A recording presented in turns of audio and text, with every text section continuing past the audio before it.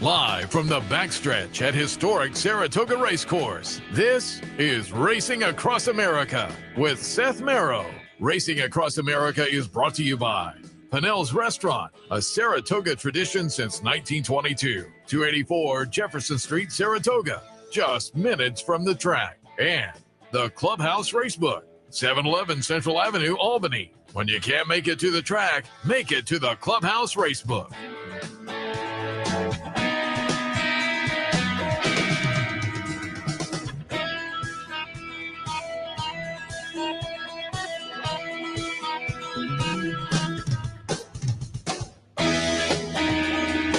Good morning and welcome to Racing Across America as we kick off week number 5. That's not really a kickoff. As we swing into week number 5, crossing the halfway point, and it's another beautiful day up here. Nice little breeze, sunny. If you're thinking about coming up, make it up here. Don't forget, if you can't make it up, Players Bankroll at the Clubhouse Racebook today. That's always a lot of fun. Go down and see if you can get on the bankroll team.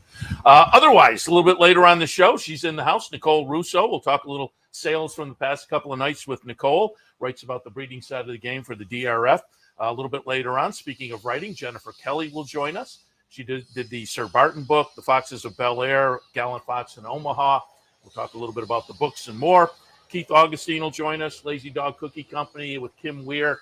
The pet treats have turned into horse treats or additionally horse treats. So if you have a horse, we'll talk a little bit about those, which benefit the TRF, the sales of the horse treats. So that's coming up. But top of the show, as usual, on a Wednesday, the rotation from the Saratoga Special. And this morning, it's our friend Sean Clancy. Sean, good morning. Good morning. Good to be here. Beautiful day, like I said.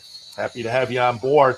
And I'll start out just because it was a tough week in Saratoga. Friday, races got canceled. Saturday, the situation in the test. Sunday, there was all kinds of things going on.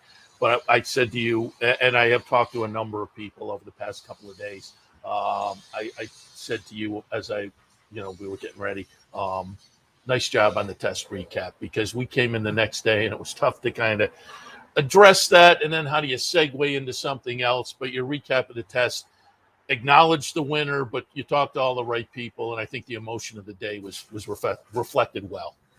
Yeah, look, I mean, anybody who was here, anybody watching, anybody has any empathy or soul, that was disturbing. I mean, it was just a crushing moment to see that happen. I wrote in the story, the feel good of all feel good stories just crashes right in front of you. It's tough. I mean, for us, it was like I was actually covering the Whitney. I walked down to the winner's circle. It took me when it happened. I wasn't covering the race. I kind of took I was kind of stunned like everybody. I really didn't know what to do. And then I walked down to the winner's circle. And it was Paul Halloran, who's a great writer and has contributed immensely to the special. He was covering the test, and Tom Law was there, and kind of looked at each other. And I'd watched Brendan Walsh and Tyler Gaffney walked out of the winner's circle, and I thought, well, I'll just kind of track them and see where this goes. And obviously Brendan was shook up, and I had this moment of Brendan kind of stuttered out a bit of a quote or statement. It wasn't a statement. It was just kind of a heartfelt few sentences to Dave Granning and another comrade. And I was kind of standing there, and Brendan started walking through the crowd, and I just thought to myself, like, I didn't really think anything. I just went with him basically. And I think there was that. I mean, you don't want to glamorize being a turf rider. It's kind of a ridiculous occupation, but there was that moment of like, yeah, this is in my hands. I better, I got it. And I kind of looked around and felt like I knew Paul Halloran. He doesn't know Brendan Walsh like I know Brendan Walsh, and it was just a moment of like, okay, this is in my lap. And I was lucky in a way. I mean, I think all of us were lucky in a way. It was Brendan Walsh was the winning trainer, if you could possibly use that word, and Brendan was just beautiful. He's very heartfelt, and I knew Brendan would allow me to go with him and allow me to use what he said, and it turned into just I thought it was just it was so completely natural, and people were just, the dismay and distraught in the backside. The look on Dave Duggan's face and Murkhan Katarmanch's face. It just the grooms and everybody we just were all so, you're just devastated. Yeah. You're just so stunned. We're a resilient group because we're in this game, but that one just that just took you to your knees. I said the next day, it's a game of emotions, the highest of highs and the lowest of lows. But I've never experienced going from one to the other in a split second like that. Yeah, I mean, no, exactly. I mean, it was just to see that with the story. I mean, Melanie and the filly and the moment and Bill Parcells and the undefeated filly doing it's just. I mean, you just it was just I've never seen one like that. I've never been rocked like that. I mean, I've been on their back when things have happened, and it was just a very disturbing, distressing, devastating moment for all of us, and my heart just goes out to the filly and her connections, and it's tough. You mentioned Brendan Walsh. I should have. Folks can go to Skip Nick Stein's Twitter. He has a great picture. And then the next day, there was no winner's circle ceremony. There was no pictures. And Brendan said he had to scout down the blanket of flowers, but he took the blanket of flowers over and gave it to Melanie, which I thought was a great gesture. Yeah, and I think as a sport, I mean, I think the individual people in the sport, to see them step up and handle a situation like that with such decorum and such class and such just heartfelt, decisions. I mean, Dan Pride of Godolphin, he canceled the winner's circle, and he just was like, because our game is tough. I mean, to see the next race, you just half an hour later you run the next race, and a half an hour later you run the next race, and then you come out in the morning and you see the horses galloping and breezing, and we know we have to go on because with our sport you can't stop because the horses. I mean, if you.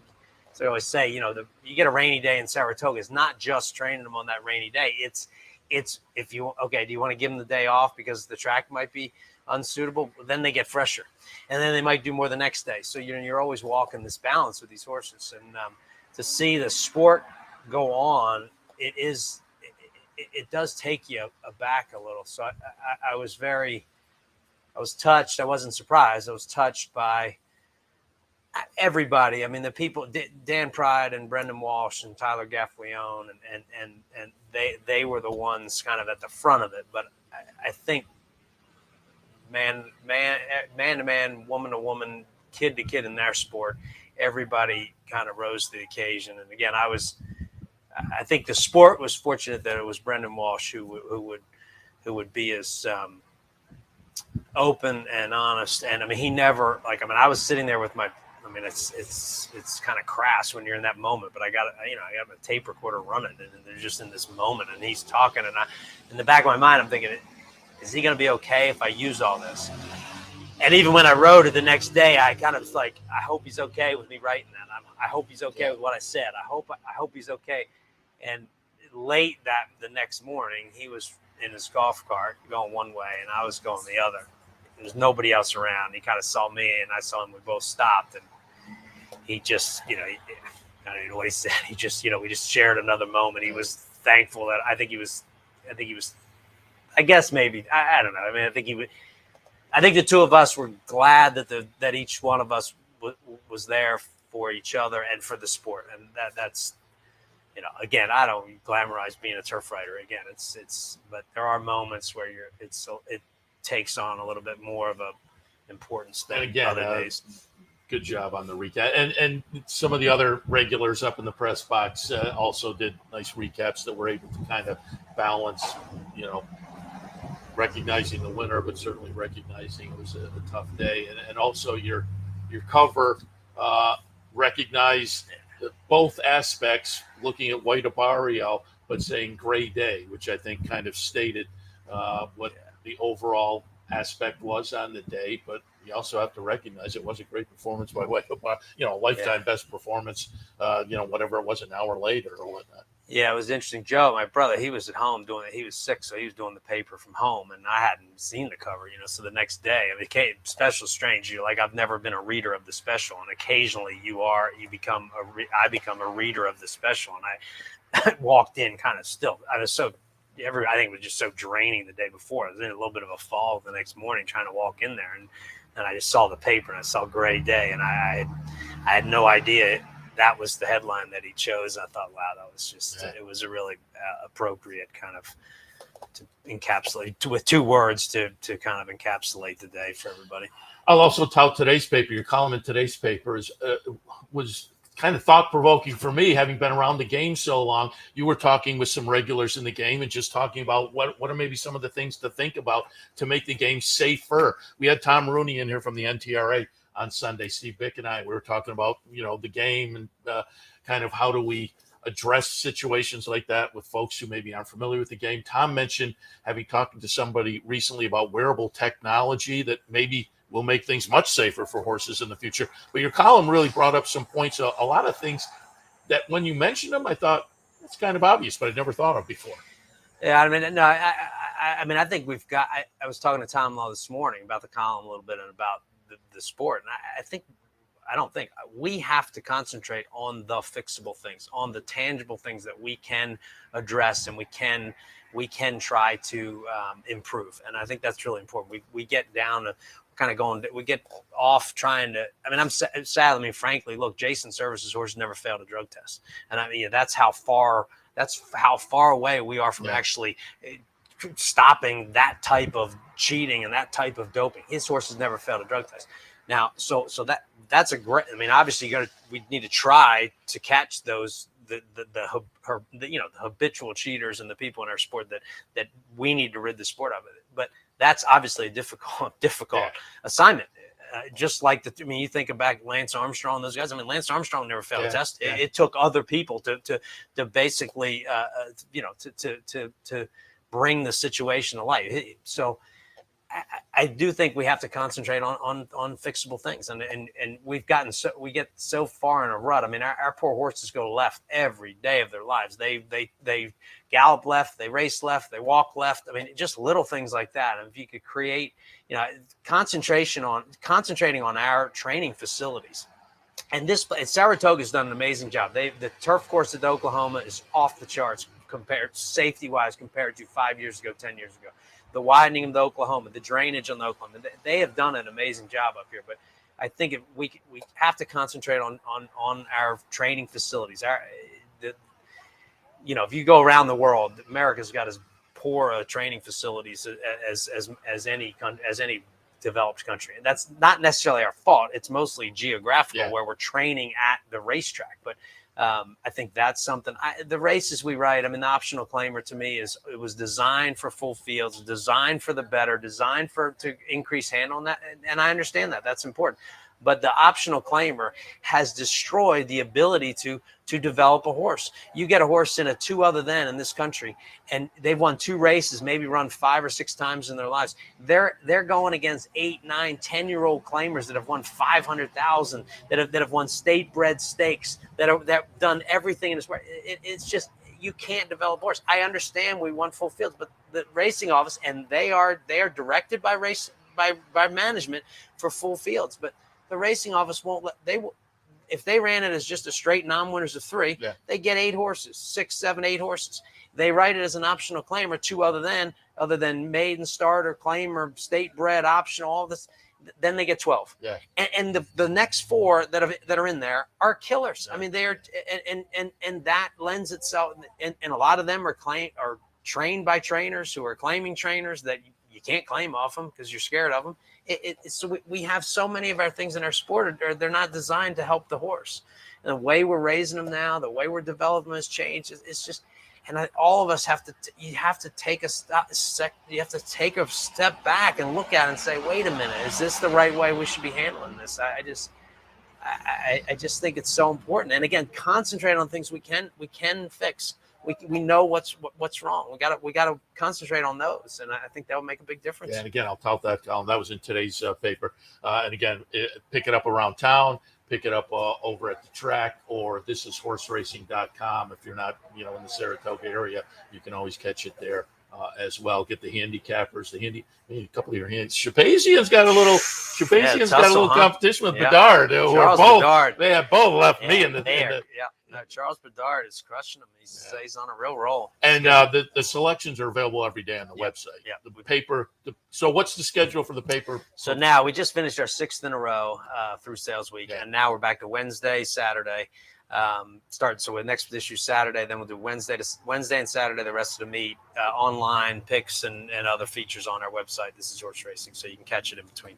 And before we let you go, I had to pull up going back to last week's Steve. Normally, I would have you handicap a steeplechase race, but today's got canceled. But I'm perfectly happy to go back to last week because River D, in conjunction with Marshall Graham, I love that. You and Marshall in on Awaken, who was a good second behind McTeague last week. McTeague's going to be the number 7, but Awakened, your horse winds up running second. McTeague, the 7, wins the race. You're the number 1 running second. Give us your thoughts coming out of the race on Awaken. Oh, I was proud of him. He's he tries hard. You can see him here. You basically say he's beat. He's still digging in and trying. He gets his legs going. He's working on it, trying to get there.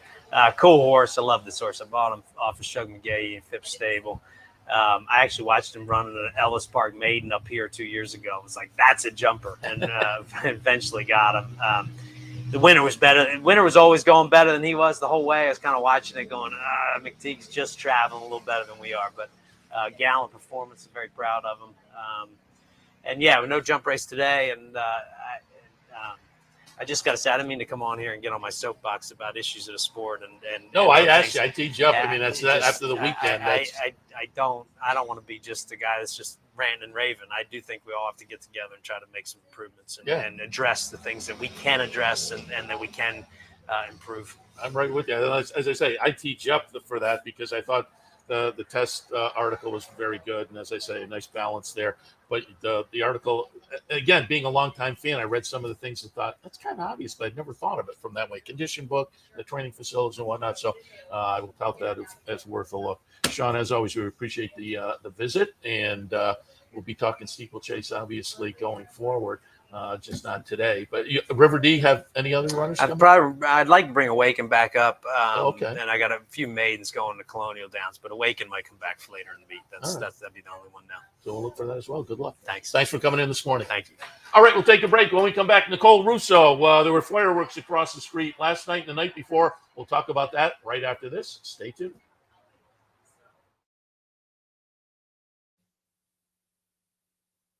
Turn your love of racing into savings with equine discounts through the NTRA. Purchase through equine discounts and receive great savings on well-known brands like John Deere, Sherwin-Williams, Big Ass Fans, Farmers Insurance, and Office Depot. Join thousands of other equine members and support companies that give back to the sport we all love. Call 866-678-4289 or visit equinediscounts.com to start saving today. Sometimes it pays to go with the flow, to check your worries at the door, to reconnect with your crew, to follow the thrills and the flavor, to roll with it and see where it takes you, to enjoy every minute to its fullest, and to dance like there's no tomorrow. You can do that here at Rivers Casino and Resorts Schenectady, where the good times flow. No matter where in the world you are, the excitement of wagering on horse racing is just a click away. You'll get live streaming, past performances, race replays, our virtual tote board, analysis and selections from professional handicappers, a simple, safe, and secure wagering platform, and best of all, you get track prices. CapitalOTBBet.com. Bet any place, anytime at CapitalOTBBet.com. And be sure to download our new mobile app from the iTunes Store or Google Play.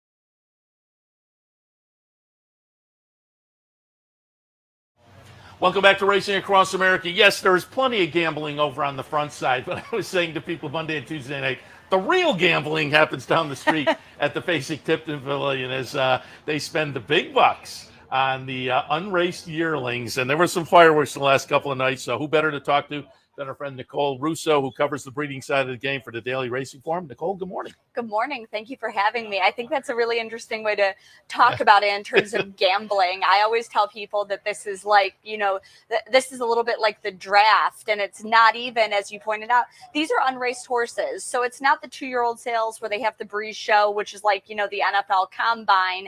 This is, you're drafting a kind of a JV player who hasn't really, doesn't have a record to speak of. Let me ask you on that idea, because you can look at the breeding and these guys go over, and I talk to bloodstock agents and whatnot, and they always say, you go over, you look for the confirmation and whatnot, you look for mental. So they're looking at the horses and they're assessing and whatnot. Do you get a good feel? Do you get a buzz from the people and looking at the book and have a pretty good idea of who the top prices are going to be, or do you get surprised? Sometimes, it's a bit of both. I think, with the two top prices from last night, I think are a good example of that, at least as far as I'm concerned. Certainly, Curlin and Beholder's Colt, you could see coming a mile away. You see that page, it's a stallion's pedigree, and you just, we as journalists are not privy to, the vet work that the bloodstock agents and the buyers are doing. So, you don't have a feel for that aspect of it, but, you have a pretty good idea that, okay, if everything checks the boxes with this horse, but then you have a horse like, the Into Mischief Colt where, beautiful page on paper, very nice looking horse, which, can be said of every horse in this catalog. I mean, is the selected yearling sale. They have to bring that to the table, but then the horse gets in the ring and just kind of the right parties hook up on him and, pushes it all the way to the wire like that. So I think it's a bit of both in answer to your question. Yeah, interesting. I often ask people also, I think the auction mentality gets going every once in a while where it's maybe not anticipated, but then you get a couple who are fighting it out there, and that juices things up nicely, certainly. Let's talk a little bit about a couple of the top prices from both of the first couple of nights. First, we'll look at, I pulled up some video of hip number 77. And again, there were 10 overall 7-figure horses. Is that right? Yes, 2 on Monday's opening session and 8 in the Tuesday session. And then the fireworks last night. But 77 Quality Road out of I'm a Looker. And we're going to look at this one pulling in 1.1 million. Talk about Monday night and this horse. Yeah, I think it's really interesting that Ammo Racing, which has become, such a big name in international racing with horses like King of Steel and oh gosh, the Norfolk upset winner whose name I'm blanking on. Yeah. I'm so sorry, guys. But, they've really had success coming over here and buying, Kentucky bred yearlings in the United States and then bringing them over to Europe to run. But they do have U.S.-based runners, including this year's Gulfstream Oaks winner, Affirmative Lady. And eventually they want to run this horse in the U.S. Okay. First, he's going to go over to Ireland for his breaking and pre-training, which they said is their program. But then he'll come back over here eventually to race, which certainly this is an American dirt type, classic type pedigree. So, not a surprise, but, they're really a growing operation, making a footprint on both sides of the Atlantic. And again, 1.1 million. So kind of kicks off the 7-figure numbers going back to Monday night. And I will tell people, if you're in the backyard, it's a lot of fun. Or if you walk through the building, it's a lot of fun as these horses get up to that 7 figures. The energy gets going. If you didn't get a chance to go Monday or Tuesday, the New York bred sale is coming up as well. And that's become a lot of fun also. But also, that sale is creeping closer and closer to producing a 7-figure horse one of these days. I mean, just last year you saw a $700,000 horse top the sale, who isn't even the top price horse in this sales history. And when you look at how New York breds are running around the world, and when you look at the purse incentives that are here, at Saratoga this summer is a good example for New York breds. You've got to think, what one of these years that upper end of the market is going to break through there. It's coming. And again, it's become a fun sale in and of itself. Nice big crowd over there. So if you miss Monday and Tuesday, you can swing there. But again, going back to Monday, another over $1 million, 1.05 million for hip number 87. Looking at the book here. By Curlin out of Lady TNT. A lot of black type on the page. A lot of black type on the page, and I think you love to see that with a filly because going back to, we talked about the vet work. I think people are generally more accepting of whatever vet work, not to imply anything about any of these horses, just as a general statement. People are more accepting of the vet work of fillies at sales like this than they are of colts, because a colt has to go out and prove himself on the racetrack to become a stallion. But a filly, you point out all that black type on the page, and she'll never lose that regardless of what she does on the track. That being said, this is a big, well put together sprinter type looking filly who looks like she has a lot of speed. There was speed on, the female side of the family as well. Curlin, the sire of a champion sprinter and elite power. And this filly is kind of, shaped in that mold. Yeah. And again, so there was 2 7-figure horses on Monday night. Tuesday night, things went, and it was anticipated. Hip number 165.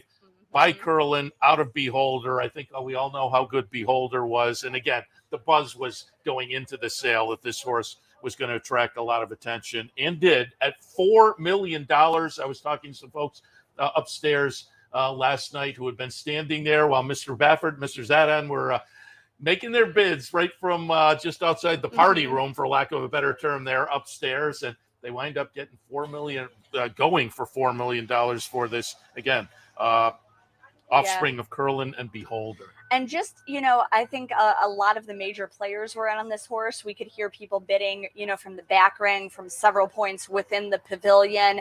And there were some bids coming in online as well. So some parties off site as well. And, when you talk about these prices, people will look at a horse and go, oh, what are the odds that they earn back $4 million on the racetrack? But when you're looking at these sale prices, it's not just about that. If you're buying, a colt, of course, you're looking ahead to potentially a stallion career. If you're buying a filly at these prices, you're thinking, oh, I can sell some yearlings out of her down the line maybe, and she could be a valuable broodmare. And this colt, in addition to just the beautiful racing record, obviously, of, both of his parents, he's bred to be a stallion. Curlin has had 2 sons in a row, sire the winner of the Kentucky Derby in their first crop. Beholder, in addition to all of her accomplishments, she's only a half sister to the nation's, 4-time reigning leading sire Into Mischief. So if this colt delivers on the racetrack, you would expect him to be a valuable stallion prospect. Yeah. And so $4 million. And then you alluded to it, maybe not expected. And I'm just looking how close we were 7 horses Pretty from the close end. And so don't leave early is I think the message here, because number 228, By Into Mischief, out of All-American Dream.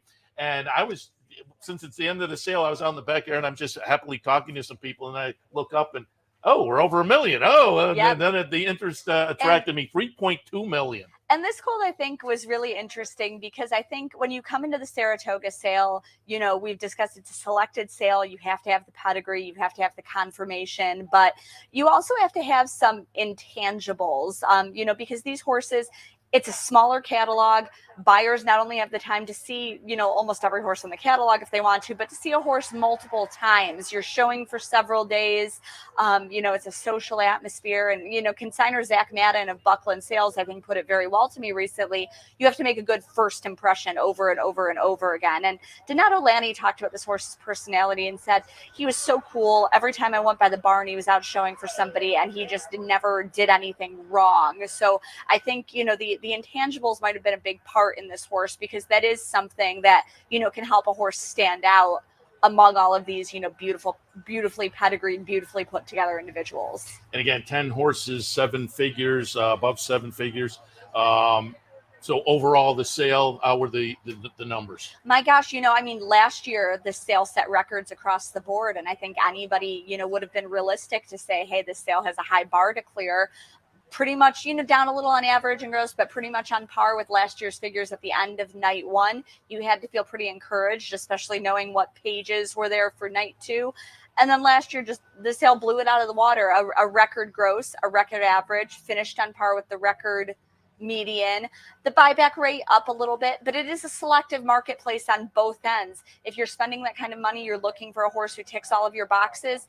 And if you're a breeder and you're bringing, prime horses to this arena, you're not willing to accept less than what you think your perceived value of them is. You say, no, I'm going to hang on to this horse. And, higher end breeders often have the, discretion to do that. They're in a comfortable position to do that. So I don't think it's a surprise when we see the buyback rate up in this market, but all of the other figures, very, very encouraging. I would have to think you've got to be encouraged looking ahead to the other, selected and preferred sales in the upper end of this marketplace this year. And they also sold a share to not this time. Have they ever done that before? Not that I can recall at this sale, but it has become common, to do that in the public arena. Last year at Phasing Tipped in July, a sale in the exciting young stallion Gervin was auctioned off there. And of course, everybody remembers at Keeneland November, the share to flight line. So I think that's, it's becoming a thing that it used to be a very common thing in, I think the 70s and 80s before my time, and then kind of phased out a little. And now in recent years, we've seen a good handful of them. So I think it's, it's always something that's kind of interesting, especially with not this time. They point out, he's a younger stallion. You have a lot of upside on this share. Yeah. So I think it's interesting to see that being done with these younger sires. And it's right there, a nice price too. Again, if you didn't get a chance, it's always a lot of fun, the sales. The New York bred sale comes up Sunday and Monday, so keep that in mind. Nicole, we always appreciate the visit and the coverage. I've known Nicole since she was over at the Saratoga. Now you're based in Kentucky, right? Yeah. You like it down there? Yeah. It's horse country. It's lovely. I tell people when I'm driving, I ride an off the track thoroughbred. And when I'm driving to the barn to see my horse, I'm driving past, Don Alberto, I'm driving past Timbertown. And it's just, I work in this sport as a business, but I'm also, still that little girl who, grew up reading The Black Stallion, is just thinking, my God, I get to be surrounded by these animals all day. And again, you do a great job having all your stops along the career, but now at the Daily Racing Forum, covering the breeding side of the game and more. So again, if you want to get some more info on what happened the last couple of nights, you can check out the Daily Racing Forum or drf.com. Nicole, appreciate the visit. Thanks for having me. All right. We'll take a break. When we come back, Jennifer Kelly will join us. She's written Sir Barton. She's written The Foxes of Bel Air, Omaha, and Gallant Fox, and more. We'll talk all about that when we come back. Stay tuned.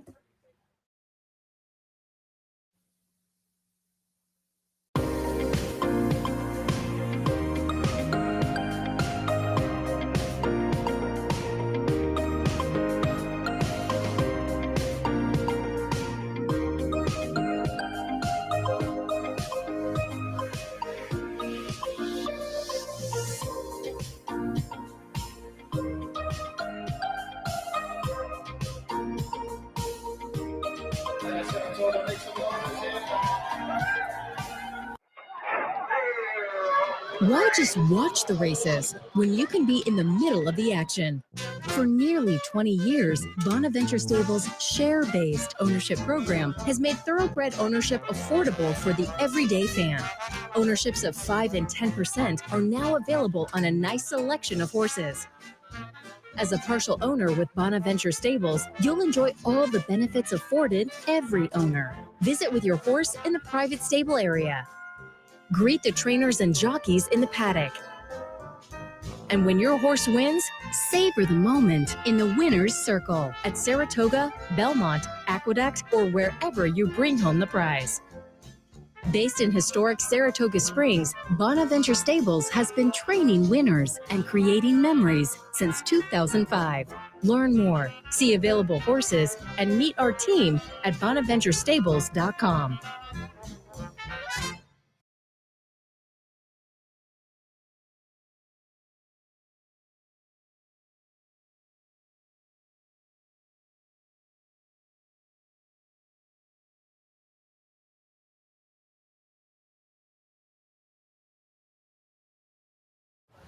Welcome back to Racing Across America on a beautiful Wednesday morning here on the backstretch. Always love coming up here to Saratoga in the summertime, being on the backstretch. The horses were working out behind us. The leaf blower was across the street. So it's a little bit of everything going on here. Speaking of a little bit of everything, happy to be joined now by our friend Jennifer Kelly, author of the Sir Barton book, also The Foxes of Bel Air, which you see right here. We'll talk about both of those and more. Good morning. Good morning. How are you? Very good. I'm glad to be here. Thanks for the opportunity. Well, talk a little bit about how it has been, because I saw you up in the press box, just about a week ago, you gotten into town. I said, come over and be on TV, but how's the Saratoga visit going? It's going great. I've actually been here longer than I had the first time. And so I've gotten to take it all in. I went to the sale and, did racing Friday, Saturday, and been to the museum, and I've eaten all the food, and I think I'm set. When we leave tomorrow, I think I'm good. I've gotten my Saratoga fill so far. Again, the Sir Barton book and Foxes of Bel Air, we'll talk about those specifically in a moment, but talk a little bit about how'd you become an author, but then how did horse racing become a topic?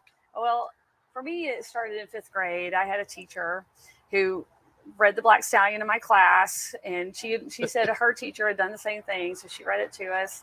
And then, of course, being 10 years old, I would get an allowance. I'd beg my parents to take me to the store to get the next book and the next book and the next book. And that was about the time that video stores became a thing. So we'd go rent the movie. And my parents got so tired of it, they finally bought me the movie. But then a couple of years later, the Birmingham Race Course, because I grew up in Birmingham, Alabama, my aunt took me to the Birmingham Race Course, and I was done.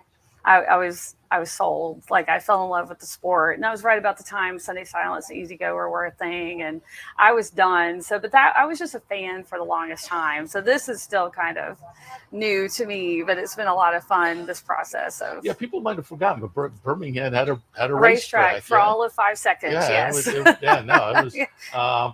But then again, so you became an author, but you were already kind of a horse fan. A horse fan since I was 10 years old, and read all the books and watched as many shows as I could, and watch Wild World of Sports every weekend when they have horse racing on. But this was something. I have an academic background. I taught for a long time, so this was kind of a natural extension of that. But instead of writing about some literature, I got to write about horse racing. Well, and talk about what was the impetus for writing the Sir Barton book, and talk a little bit about the topic. I have always been intrigued by Sir Barton, and I had a really crappy day at work one day, and my husband said, "What would you be doing if you weren't teaching?" And I said, "Well, I would love to go back to writing," because I had stopped writing for myself, and I pitched him some ideas, and Sir Barton was one of them. And so he said, "Well, why don't you see if somebody else has done this?" And I learned that no one had, and so I just decided to pick up the mantle and run with it, with all the hubris of someone who thinks that they can write a whole book about a Triple Crown winner that's never been done before. Like, I was like, yeah, sure, why not do that? And 4 years later, there's a book. Let me ask you this. I'm sure there's a lot of research involved. What was the most interesting thing you found out about Sir Barton? See, if I tell you, then maybe people won't pick up the book and read it. Well, give us the overview of the story, at least. Well, I always felt like everyone said he was kind of cranky and not really personable. And so the biggest thing I wanted to find out was really what kind of personality he had. And I feel like he was a very serious, athlete, and he was way smarter than the humans around him. And so that made him, kind of challenging to deal with. Yeah. And also his trainer, H.G. Bedwell, anytime the horse took his head out of the stall, would slap him on the muzzle. So I think that made Sir Barton tend to want to grab at people as they walk by, because he was expecting that. So it was just fun to find out those little personal details about him beyond just, he won this race and race against Man of War and all this. And overall, for people who aren't familiar, what kind of a career did he have start to finish? 31 starts, was one of the leading money winners, won the Derby, Preakness, and the Belmont, obviously. Won the Saratoga Handicap in track record time, 2:01 and 4/5, which was rare to have a sub, 2:02, like a mile and a quarter in 1919. Man of War broke that, or tied that record 2 weeks later in the Travers. I mean, they were like right there together. He didn't win the Dwyer. He won the Withers in between winning the Preakness and the Belmont. So was he the impetus for the Triple Crown? He got people's attention. So once people saw how much money there was to be won taking that path, then it became something that people paid attention to. And so you see it throughout the 20s that there's this, lean toward making these races the most valuable of all the 3-year-old races in the spring. And then over that decade, it develops and starts picking up that cachet of this is the American Triple Crown, just like the British Triple Crown. But it doesn't really catch on until Gallant Fox. But it was called Triple Crown before Charles Hatton did it. So if everyone who's heard the story that Charles Hatton did it, it was not him. There were other people that used that name before he did. Is that in the book? It's in here. It's in Fox's. Oh, okay. And it's also in the article I wrote for the May Blood Horse. Okay. So And let's talk about the Foxes of Bel Air, a little bit about Gallant Fox in Omaha, the first father and son team to get it done, and talk about the impetus for writing this book. Well, it seemed like a natural progression when you write about the first one, and then you notice that the second and third don't have a book, that you just kind of go, okay, well, let's do that one. So while I was promoting Sir Barton, I actually went and started doing the research for this one, and found out that not only did they not have a book, that William Woodward does not have a book, which is something people have asked me, you should write a book on William Woodward. Okay, maybe one day. But this was a whole part of horse racing history in the 1930s that really hadn't been explored in depth. And that's what I wanted to do, because William Woodward and Bel Air was in the 30s what Calumet became in the 40s and 50s. It was that dominant racing, breeding operation. So he kind of paved the way for Calumet to do what they did too. And again, a very unique story because of the unique situation with Gallant Fox in Omaha being the father and son. I know team it's so improbable now, and I think looking at Pharaoh and Justify, there are best opportunities to maybe do it again. But I mean, you know how the odds are just so stacked against him. But Gallant Fox in his first crop turned out Omaha. And it's just such an improbable story to have two horses from the same breeder, the same owner, and the same trainer within 5 years of each other win a Triple Crown. It's just, you can't make it up. Sir Barton, the Foxes of Bel Air. Yes. I looked last night. People can find it online, the usual spots. Do you know if folks are up here? Do you know downtown, Northshire, maybe? So or I have a intimate knowledge of what's in stock because I've been in those bookstores recently. So if you go to the National Museum of Racing, they have a couple of copies of Sir Barton right now, which if you pick them up off the shelf, you might get a little surprise in them. Oh, nice. And then they were out of Foxes last time I checked. And then at Northshire, there's a few signed copies. So if you're in town, you want to go to Northshire, they have a few. And then I know Impressions has some at well. So I really hope you guys will go and visit Impressions and Northshire and give them your biz. I think Northshire is also rounding up this month. Like their charity is the Kim Weir that you're about to talk to. All right. So go by Northshire, buy some books. Well, Impressions and Dark Horse sponsor our Dark Horse Play of the Day, and the Dark Horse Play of the Day with them, the charity goes to TRF as well. So if you go down to any of the spots downtown, it all benefits. And just before we let you go, I have two things. Yes. First of all, you said a 4-year project. When you write a book, what does go into that, and how long does it take? Well, for me, I have to do a book proposal first because I have to be under contract to write the book. So I will craft a book proposal that'll give me an outline of what the book is going to look like, at least in theory. And then I, submit that to a publisher, and then they will put me under contract. So I've been very lucky. The University Press of Kentucky has been my publisher for all my books thus far. They're a wonderful resource for horse racing books, and we are expanding our catalog, year by year. And then after that, I have an outline. And the nice thing about doing a biography is it's sort of an automatic outline: born, lived, died. And so it makes it easy. And then you just kind of fill in the gaps in between. Okay, well, we know he raced this many times, and then you got to fill in between it. So it's a lot of research. It's trips to the Keeneland Library, museum is very helpful too. A lot of online archives. And this one only took about 2.5 years, whereas the first one took a lot longer, mostly because I didn't know what I was doing. I was going to say, does experience count? I guess it does. And I was also going to ask about travel, because you still are based in Alabama, so you have to go to Keeneland or jump around. Yeah, I have a very nice spouse. I know when we were talking, you said you have another project in mind. Can you divulge, or is it? I'm going to keep that one to myself for now. We'll give our eyes it will be Triple Crown related. All right. And so I'm still in that vein. Don't worry, but I'm keeping it under my hat for the time being. That's fair. And like waiting for the right moment to talk about it more. So I'm very excited about it, though. I can't wait. That's fair. But Foxes of Bel Air and Sir Barton are out and available. As I say, you can find them online. I looked last night, and you can find them online. But as mentioned, you can catch downtown or at the museum as well. Jennifer, really appreciate your stopping in. Good work on the books, and we look forward to the future work. Thank you. I look forward to watching more Seth Merrow too. I can't wait.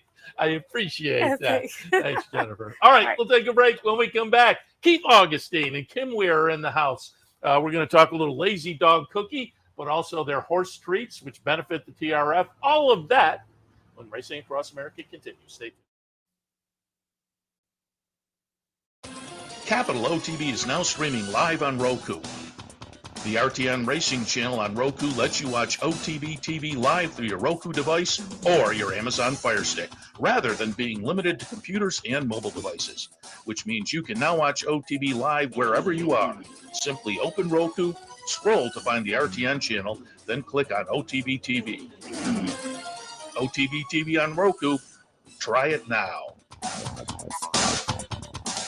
The Clubhouse Racebook is the Capital Region's new home for racing and sports. 25,000 square feet of Vegas-style action with live wagering on the best horse racing from around the world. 260 flat-screen televisions and state-of-the-art wagering terminals. So don't miss out. The fun is only minutes away at 711 Central Avenue, Albany, just off exit 5 of I-90. And don't forget, if you can't make it to the Clubhouse, you can always wager online 24/7 at capitalotv.com.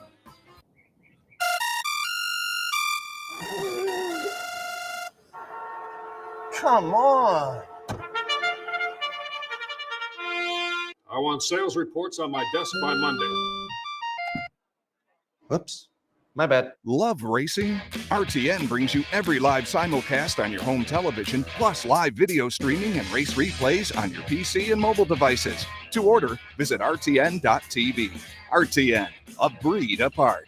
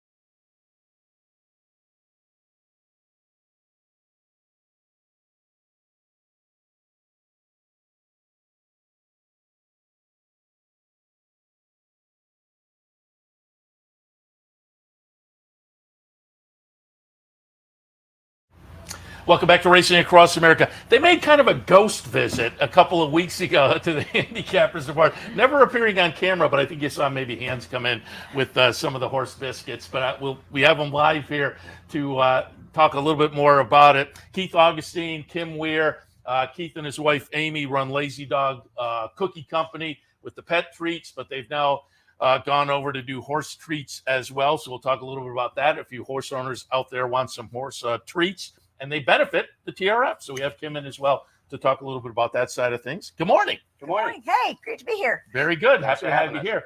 And Keith, why don't we say, first of all, I since your wife Amy isn't here, I did pull up a picture of her from the internet so we could dutifully and rightfully recognize her, as she is one of the founding members, obviously, of the company. But talk a little bit about you and Amy and how the Lazy Dog Cookie Company got started. Well, that's a great picture. It is a great picture. Awesome picture. Lucy and Hazel, two of our pack. So Lazy Dog started in 2001. My wife Amy started the company, and at the time I worked for Heinz Ketchup, and she literally started dog treat business in the garage of our house. Oven, mixer, packing area, UPS deliveries, bakery deliveries, all coming to the garage of our house. It was quite an endeavor, a lot of fun. And then we ended up moving here in Saratoga in 2005. And 2 years later, I quit my job with Heinz and joined Amy in the dog treat business, which was a big shocker to family and friends, to say the least. You're going to sell dog cookies. And, we started out over in Boston Spa and spent the last number of years there, and we're really excited last year to be able to finally move in and find some space in Saratoga. So now we're on Washington Ave in Saratoga. Lots of great local customers that support our brand, and cookies pretty much all over the United States and Canada now. So we've been really fortunate, and meet lots of great people. And just a couple of years ago, Amy and I decided to attend the TRF barbecue over at the Saratoga Winery, and we ended up meeting Kim. And you know how Kim is; she's so excited, and she's like, "Oh, we got to get to know you guys and Lazy Dog, and what can we do?" So last summer, she invites us over to the backstretch, and Amy and I love animals and horses, and we're like, "How could we do something together?" And at the time, we had this product, which is called Operation Drool Overload, which is a collaboration we do with Dogs on Deployment. It's a military foster organization based in California, and we give about 20% of the proceeds back to that organization. Great. Awesome. Great program. We've been doing it for about 8 years. So last summer, we're at the backstretch, and we start talking, why can't we do this type of program for horses? So after a lot of research, consulting a lot of experts, trying to come up with a recipe, packaging, everything we had to do, because we never made horse treats before. And here we are. There it is. Just a year later, horse biscuits, packaging all designed by my wife, Amy, which came out phenomenal. This was our first flavor, cherry vanilla, which has been really well received. Great local partners, Cheshire Horse, Impressions, all the Benson stores. We're on Chewy.com. And it's just been a great program. And we're actually going, we have plans now to expand. We're going to do 2 or 3 additional flavors, hopefully by like probably February or March of next year.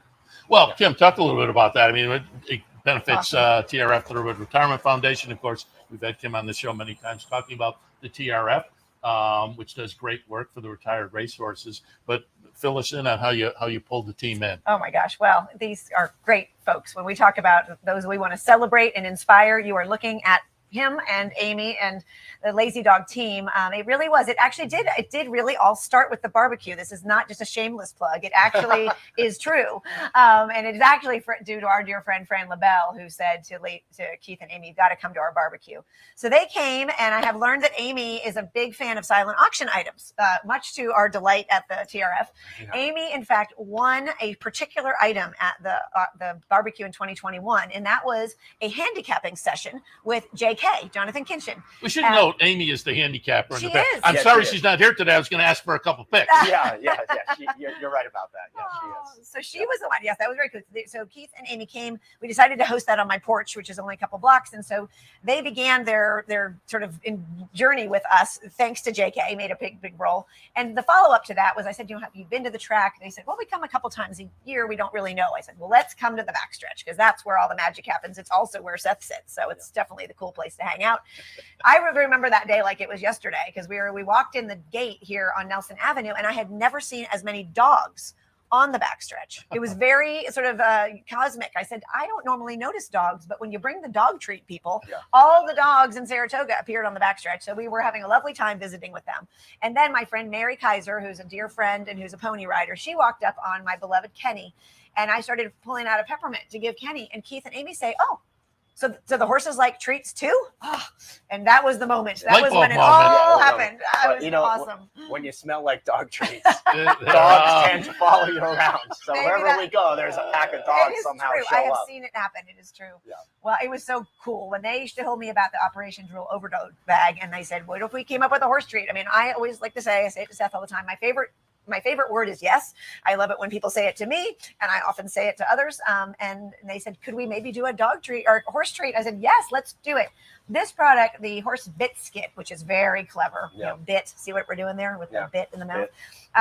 This is really what I call a little message in a bottle, because it's not only cool packaging. That's actually Forbidden Apple. He's one of our herd. He's one of the oldest horses in our herd. He lives in Ocala at our Second Chances program. That's actually him. And then the whole back of the bag, thanks to Amy and Keith, is a whole story of the Thoroughbred Retirement Foundation and our Second Chances program. So everywhere these are sold, it's like the horses are being represented, and it's just so cool. I can't say enough about these guys. Thank you, Keith. Thank you. Yeah, it's been a lot of fun, and we're really fortunate to partner up with TRF. And you and your wife are fans of the sport as well, because I noted this when you guys were the ghost guests as well. Yeah. I played some basketball with Keith over at the Y.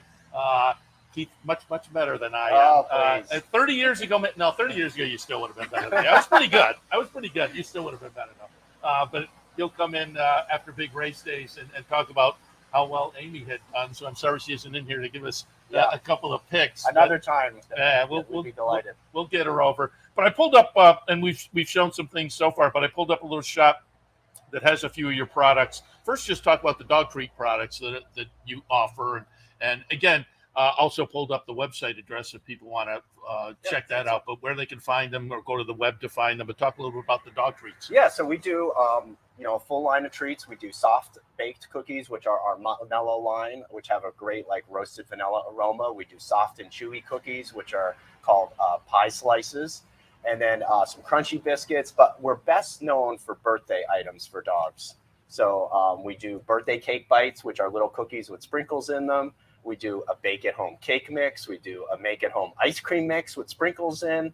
And then our signature item that Amy created all the way back in 2004 is called Pup Pie. So we make the original Pup Pie for dogs. And we do a happy birthday for a boy dog, a girl dog. We do one for adoption. We do one for Valentine's Day, all kinds of seasons. So a lot of our business is centered around pets' birthdays. And we've been fortunate enough to have great customers support that line across the country. And I feel like when we started that back in 2004, it was really like a novel idea when we'd approach customers like, dogs' birthdays? I don't know about that. I don't think that's going to sell in our store. But now, I mean, pretty much anywhere you go. People love their pets. They love their pets. Birthdays are an important time for owners to celebrate. It's a special moment. So, I think times have caught up to, the innovative products that Amy's created. So it's been a lot of fun. And I also noticed on the website, it looks like it's a monthly thing, a party pack giveaway. Yeah, people visit the website. We just started that last month. So we're doing every month. You can enter on our website. It's completely free. And you give us some little bit of info on your dog. And then we do a drawing. You get a really nice happy birthday sign, multiple birthday items for your dog, a nice little party bone, and a party hat. So we just awarded our first party pack giveaway winner last week, and it's been very well received, and it's a lot of fun. I mean, to be honest, what's better than getting really cool, beautiful birthday pictures of people with their pets? I mean, it's a fun business, and we meet really great people that are passionate about all animals. And again, before we wrap up, just to reiterate a little bit the horse biscuits and what went into developing that and where people can find that product. Yeah, so this, we had to do a lot of research. We never did anything for horses. So we did a lot of industry consulting. We had to develop a recipe from scratch. How much sugar shouldn't be in. I know horses love peppermint, so we went with cherry and vanilla peppermint. So the flavor's been very well received. I think the packaging is spot on. It looks great. We tell a great story. We're giving 20% of the proceeds back to the TRF, which we're really thrilled about. So it's just a great overall product, and it's really opened us up to a whole different market and just a lot of great people. So we're really excited about continuing this and expanding and coming out with more products that will continue to benefit the Thoroughbred Retirement Foundation. One that I would just want to mention really quick that I'm really excited about. I mentioned we do a lot of stuff for birthdays for dogs, but I don't think there's anything for birthdays for horses. Right. So our plan is to do, I think the name was Giddy Up Pup Pie or something along those lines. So we're talking about doing like a little pup pie that would be decorated with some crushed peppermint candies, which would be specific to celebrate horses' birthdays. So I think that's going to be a great product. We're excited about it. So again, we have great local partners. Cheshire Horse has the horse biscuits and Lazy Dog treats. Impressions. You can go to all the Benson stores locally, do the horse biscuits and Lazy Dog. And we also have them available on Chewy.com. Very good. And again, we've been showing the website. People can get to the website for more information as well. So just wanted to let you know, you have a dog, the dog treats, but if you're a horse owner, check out the horse treats benefits, the TRF. And before we let folks go, tout the barbecue a little bit, because I just got an email the other day. Tickets going fast. They are going fast. They went even faster after that email. So yes, if you were, we're very grateful. And in fact, I have to thank Keith and Amy because Lazy Dog Cookie Company is one of our silver sponsors of our barbecue. So you will see Keith and Amy if you want to come meet them, come to the barbecue. Another great reason to come. But yes, there it is, August 22nd. So we're less than 2 weeks away. It is hopefully going to be a day just like today in Saratoga, a beautiful, we call it our summer nights barbecue at the barn because it is such an outdoor setting happening at the Saratoga Winery. And it's from 5 to 9 on August 22nd. We will be sold out, I would say, a good week in advance. So like now's the time. But we're expecting this to be our biggest and best event ever. It is our 40th anniversary. So we're just pulling out all the stops and looking forward to gathering our whole herd in all of its glory for a fun night of music and food and friends and raffle baskets. There will be a Lazy Dog cookie raffle basket. So another plug. Yep.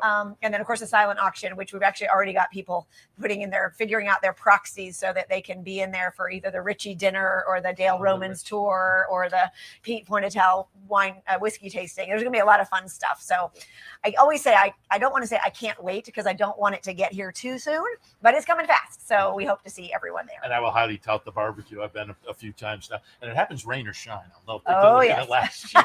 Although last year was both. It was rained both. a little bit, then it shined. Then it was great. We hit the all button on the weather last year. That's for sure. But horse people show up and racing fans. It is a fun night. Benefits a great cause as well with TRF. Kim Weir of the TRF, Keith Augustine of Lazy Dog Cookie Company. Appreciate the visit this morning. Thank you for having us. We'll keep in touch. Thank you, Seth. Terrific. All right, we're going to wrap it up for this edition of Racing Across America. Great day if you're headed up to the races. I guarantee you will enjoy it. It is a beautiful day. Don't forget, if you can't make it up, stop by the Clubhouse Racebook today. We will have the Players Bankroll down there. That's going to be a lot of fun. Put your name in the hat, see if you can get on the bankroll team, make a little extra money. Don't forget, with the steeplechase canceled, first race post is, well, the first race is actually race number 2, but post time is going to be at 1:46 today, so keep that in mind as well. Otherwise, we will wrap it up for this edition of Racing Across America. I'll be back in tomorrow at 9 a.m. for a handicapper support, 10 a.m. for the Thursday edition of Racing Across America. We'll see you then.